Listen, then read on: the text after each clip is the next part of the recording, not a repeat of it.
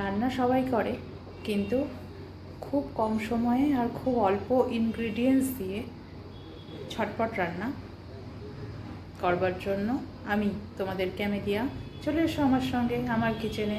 সকলকে স্বাগত। বানাচ্ছি আমরা চাউমিন। সেটা বানানোর জন্য কি কি লাগবে আর কিভাবে বানিয়ে নিলাম।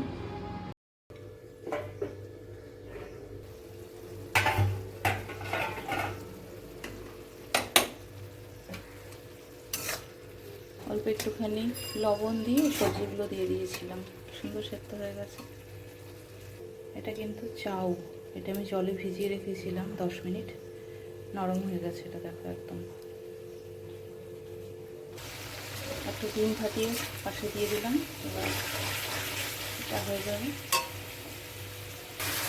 এবার চাউটাও দিয়ে দিয়েছি আমি একটু, লবণ তো দেওয়াই হয়ে গেছিলো, দেখো ডিমটাও হয়ে গেছে।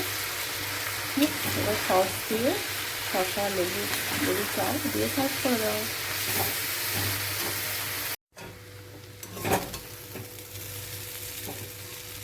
ঝুরঝুরে চাউ রুটি।